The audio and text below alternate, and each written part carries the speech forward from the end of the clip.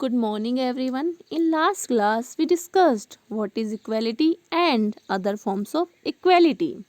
In spite of this, we discussed about Kanta's story and a Dalit boy story. In today's class, we will discuss a second story. The second story is a story about Mr. and Mrs. Ansari who were looking to rent an apartment in the city. ठीक है, जो second story है mister and Mrs Ansari की story है, जो क्या कर रहे थे, सिटी में रेंट पर एक अपार्टमेंट देख रहे थे. They had the money and so paying the rent was no problem. उनके पास मनी था, इसलिए रेंट पे करने के लिए उनको कोई प्रॉब्लम नहीं थी. They visited the first apartment. ठीक है, तो वे पहले अपार्टमेंट में गए. वहन the land lady found out there names. ठीक है, जब लैंड लेडी ने उनसे उनके नाम पूछे तो सी मेड एन एक्सक्यूज. ठीक है, तो उसने एक एक्सक्यूज बनाया about how she could not rent the house to someone who ate meat. तो उसने एक एक्सक्यूज बनाया लैंड लेडी ने. उसने कहा कि मैं ऐसे लोगों को अपना घर रेंट पे नहीं दे सकती जो कि मीट खाते हैं. Because the building did not have any non vegetarian residents. ठीक है, उसने कहा कि बिल्डिंग में कोई भी नॉन वेजिटेरियन रेसिडेंट नहीं रहते हैं, इसलिए मैं आपको ये घर रेंट पे नहीं दे सकती. ठीक है, आगे क्या होता है फिर. The same excuse was repeated in the second and the third apartments. ठीक है, वे सेकेंड अपार्टमेंट में जाते हैं, इसी तरह से थर्ड अपार्टमेंट में जाते हैं, तो सेकेंड एंड थर्ड अपार्टमेंट में भी उनको सेम यही एक्सक्यूज देखने को मिलता है. ठीक है, फाइनली फिर अंत में the property dealer told them that they might want to change their names. ठीक है, प्रॉपर्टी डीलर उनको क्या बोलता है कि आपको अपना नाम चेंज कर लेना चाहिए. And call them self mister and Mrs Kumar. और आपको खुद को अपना नाम चेंज करके क्या रख लेना चाहिए, मिस्टर एंड मिसेस कुमार रख लेना चाहिए. The Ansaris were reluctant to do this and decided to look some more. ठीक है, लेकिन जो अंसारीज थे, मिस्टर एंड मिसेस अंसारी, वे ऐसा नहीं करना चाहते थे. ठीक है, तो उन्होंने क्या डिसाइड किया, उन्होंने कहा कि अभी हम और भी अपार्टमेंट देखेंगे. Okay, clear. तो यहाँ पे हमने दो स्टोरी पढ़ी. ठीक है, पहली हमने दलित बॉय की पढ़ी और दूसरी पढ़ी हमने मिस्टर एंड मिसेस अंसारी की. तो अब हमारा नेक्स्ट टॉपिक है रिकॉग्नाइजिंग डिग्निटी. इसका क्या मतलब है. You have understood by now. ठीक है, अभी तक आपने जो दो स्टोरी पढ़ी इनसे आप यह समझ चुके होंगे that the caste we are born into. ठीक है, जिस कास्ट में हम बोर्न होते हैं. द रिलीजन वी प्रैक्टिस, और जिस रिलीजन को हम फॉलो करते हैं. The class background we come from. ठीक है, और जिस क्लास बैकग्राउंड से हम आते हैं. वेदर वी आर मेल और फीमेल, चाहे हम मेल हों या फिर फीमेल हो.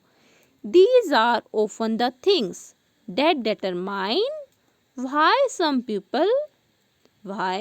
people are treated unequally. ठीक है, तो ये कुछ ऐसी चीज़ें हैं जिनके आधार पे कुछ लोगों के साथ क्या किया जाता है, अनइक्वल बिहेव किया जाता है. ठीक है, कौन कौन से कि ये देखा जाता है कि वे कौन सी कास्ट से आए हैं या फिर कौन सा रिलीजन फॉलो करते हैं या उनका क्लास बैकग्राउंड क्या है. ठीक है, तो इन चीज़ों के आधार पर लोगों के साथ क्या किया जाता है, अनइक्वल ट्रीटमेंट किया जाता है.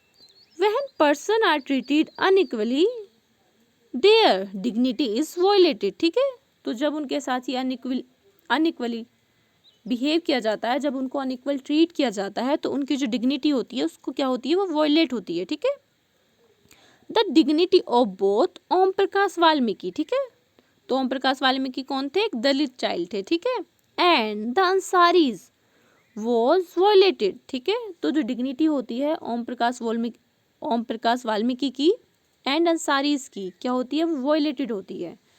Because of the way in which they were treated. और किस वजह से वो वॉयलेटेड होती है, कि जिस तरह से उनके साथ बिहेव किया गया था, जिस तरह से उनको अनइक्वल ट्रीट किया गया था, तो इस वजह से उनकी क्या होती है, डिग्निटी वॉयलेट होती है. ठीक है, Om Prakash and the Ansaris do not deserve to be treated like this. तो ओम प्रकाश जो होते हैं और जो अंसारीज होते हैं, उनको ऐसा ट्रीट नहीं किया जाना चाहिए था. ठीक है, they deserve the same respect and dignity as anyone else. ठीक है, और वे उसी तरह का रेस्पेक्ट, उसी तरह की डिग्निटी डिजर्व करते थे जिस तरह की दूसरों को मिलती है। ठीक है, clear. Now equality in Indian democracy, हमारे इंडियन डेमोक्रेसी में इक्वलिटी के लिए क्या किया गया है? The Indian constitution recognises every person as equal. ठीक है, तो जो इंडियन कॉन्स्टिट्यूशन है वो एवरी पर्सन को क्या करता है? इक्वल रिकॉग्नाइज करता है। दिस मीन्स, इसका मतलब है that every individual in the country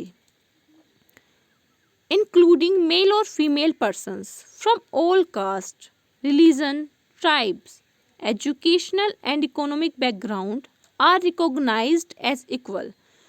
कि इंडियन कॉन्स्टिट्यूशन क्या करता है? सभी पर्सन्स को इक्वल रिकॉग्नाइज करता है। इसका मतलब है कि कोई भी इंडिविजुअल, चाहे वो मेल हो या फीमेल हो, चाहे उसकी कास्ट कोई भी हो या उसका रिलीजन कोई भी हो, उसका एजुकेशनल एंड इकोनॉमिक बैकग्राउंड कुछ भी हो, उसको क्या माना जाएगा? सभी को इक्वल माना जाएगा। ठीक है, तो हम इन आधार पे किसी के भी साथ भी डिस्क्रिमिनेशन नहीं कर सकते।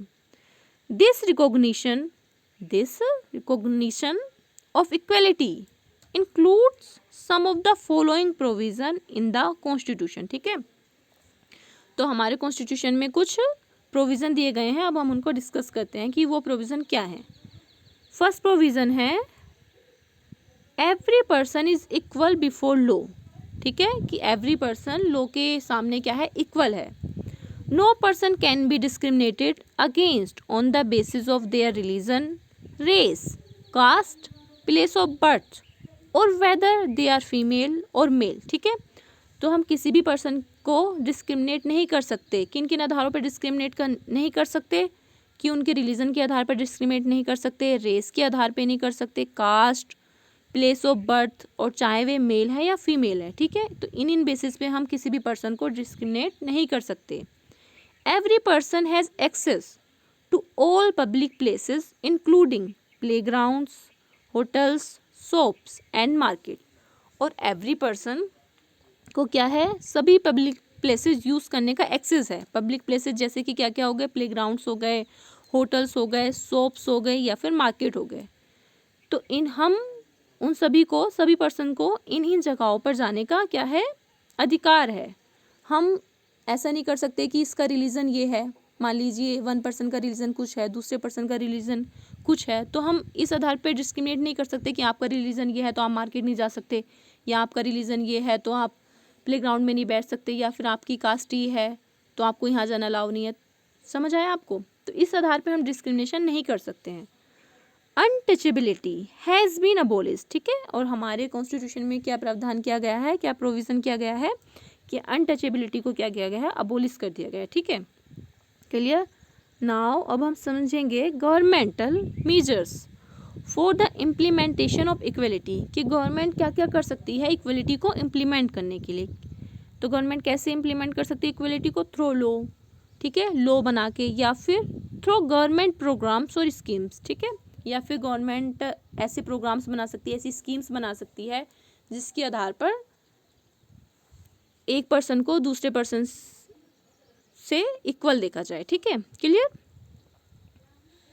अब now we will discuss issues of equality in other democracies. अब हम अदर डेमोक्रेसीज की बात करेंगे कि उसमें इक्वलिटी के ऐसे क्या क्या इशूज थे। ठीक है, first, in the United States of America. ठीक है, जो यूनाइटेड स्टेट ऑफ अमेरिका है उसमें द अफ्रीकन अमेरिकन्स, ठीक है, whose ancestors were the slaves who were brought over from Africa continue to describe their lives today as largely unequal। ठीक है, तो यूनाइटेड स्टेट्स ऑफ अमेरिका में जो African Americans थे, अफ्रीकन अमेरिकन्स कौन थे? वे ऐसे लोग थे जिनके एंसेस्टर्स क्या थे? स्लेव्स थे, और जो कहाँ से लाए गए थे? अफ्रीका से लाए गए थे। ठीक है, अफ्रीकन अमेरिकन्स कौन थे? ऐसे लोग जिनके एंसेस्टर्स स्लेव थे और जो अफ्रीका से लाए गए थे। Continue to describe their lives today as largely unequal. तो उनको क्या होता था?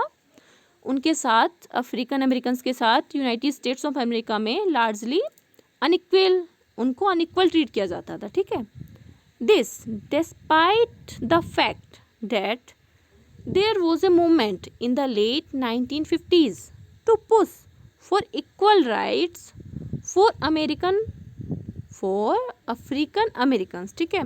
तो 90s लेट 1950s में एक मूवमेंट हुआ। मूवमेंट किस लिए हुआ था? अफ्रीकन अमेरिकन्स को इक्वल राइट प्रोवाइड करने के लिए एक मूवमेंट शुरू हुआ, ठीक है। प्रायर टू दिस, इस मूवमेंट से पहले African Americans were treated extremely unequally in the United states and denied equality through law, ठीक है। तो जब ये मूवमेंट नहीं हुआ था 1950s से पहले, अफ्रीकन अमेरिकन्स को क्या किया जाता था? अनइक्वल ट्रीट किया जाता था, ठीक है। एंड उनको क्या मना कर दिया गया था? And denied equality through law, और लॉ के द्वारा उनको इक्वलिटी देने से डिनाई कर दिया गया था। क्या होता है इस मूवमेंट से? क्या होता है? सिविल राइट एक्ट ऑफ 1964, ठीक है। 1964 में क्या होता है? एक सिविल राइट आता है, ठीक है। उसमें क्या प्रोविज़न दिया गया था सिविल राइट एक्ट में?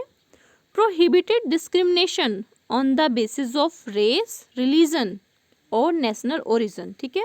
1964 में सिविल राइट एक्ट आया, उसमें ये बोल दिया गया उस एक्ट में कि रेस के आधार पर या फिर रिलीजन के आधार पर या फिर किसी का नेशनल ओरिजिन क्या है उसके आधार पर हम किसी भी पर्सन को डिस्क्रिमिनेट नहीं कर सकते। क्लियर? तो ये सिविल राइट एक्ट कब आया था? 1964 में। Okay, understood. तो ये हमारा चैप्टर कंप्लीट हो गया है। अगर आपको इससे रिलेटेड कोई भी क्वेरी है या फिर कंफ्यूजन है तो आप मेरे से पूछ सकते हैं। Thank you.